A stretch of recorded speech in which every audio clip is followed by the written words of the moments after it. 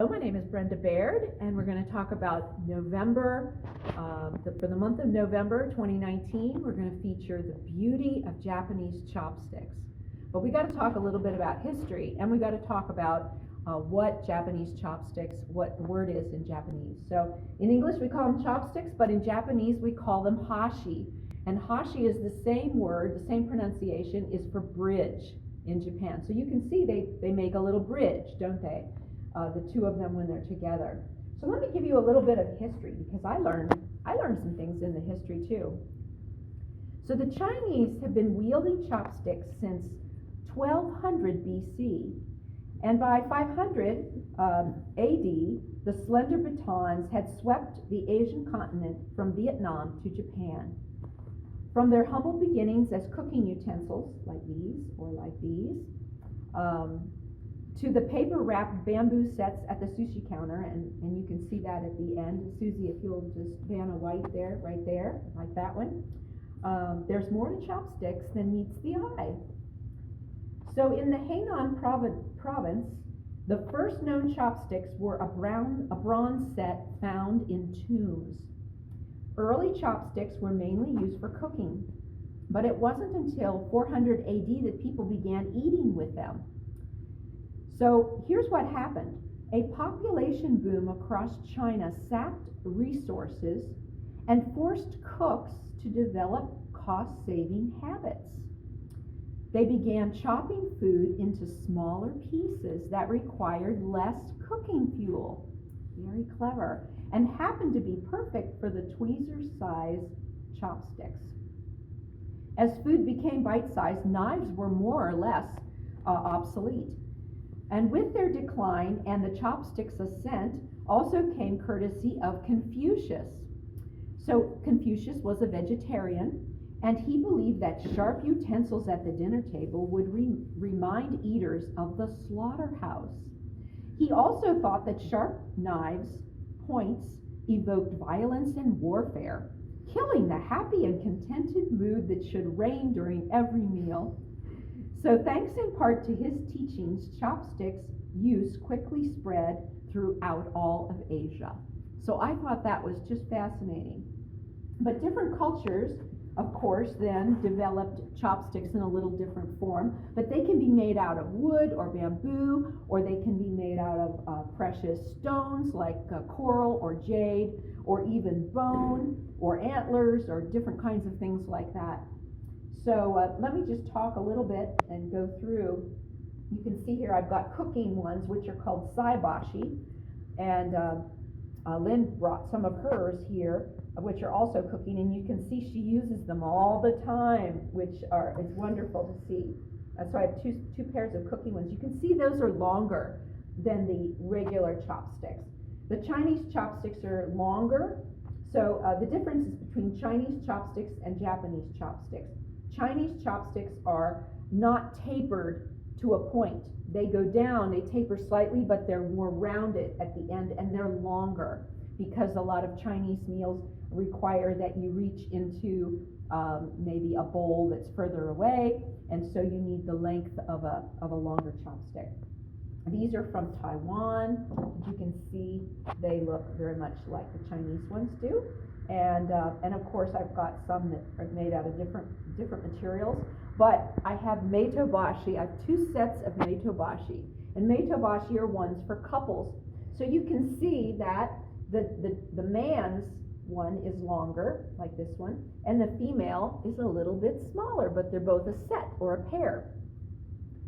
Then I have a little container.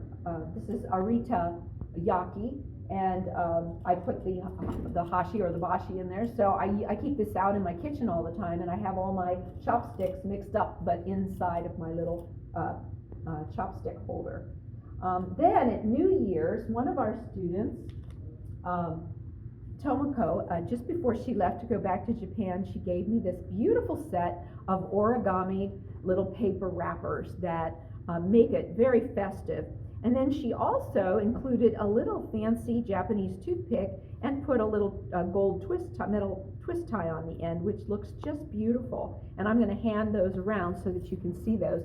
But you can see I bought a package there that have the little mizuhiki cords on them as well with the washi paper wrapped around, and those are called iwabashi for New Year's. Then you can see the place setting. The chopsticks go along the bottom at the base of the table, right in front of you, with the pointy end to the left, to your left, and they just go across the edge of the table. Unlike utensils we use go to the right and the left, chopsticks go right at the bottom. And then, of course, for chopsticks, it's not polite to put them directly on the table, so we have what's called hashioki, which are the chopstick rests. And we did a presentation of those a long time ago with my collection of chopstick rests, but they're usually made of pottery or, again, lacquerware in many, many different shapes and I have little boats and little fans and little feathers and arrows and lots of different things. And then, of course, they come in every color of the rainbow, and of course, the waribashi were developed later on where they're disposable chopsticks. And then, as Lynn had pointed out before, you need a chopstick rest. So you would take your paper off of your disposable chopstick, and you would fold it into some kind of little origami shape, and you would set it down to use as a hashioki, a rest to put your chopsticks on so they don't touch the table. Now, the clever thing about the Japanese is if you've ever seen a Japanese toothpick, it's kind of sculpted at the top, and it's really quite amazing. It's kind of sculpted out there, and what you do is you take that little sculpted end and you break it off like so, and you set it down, and you use your toothpick, and then you put it on the rest, just like the chopsticks, right? So even the toothpick has a little rest built in at the end of the toothpick, which is truly amazing, and is what makes me love the Japanese culture, because every little detail is thought through to the nth degree. Now, I'd like Lynn to come over here. Yeah, come over here, Lynn. I want you to talk. Stand here where I was standing. Okay. I want you to talk about your these chopsticks from your kids. Okay. These are chopsticks that my parents, who are Japanese Americans, had given to my children, and these are ones that are training chopsticks.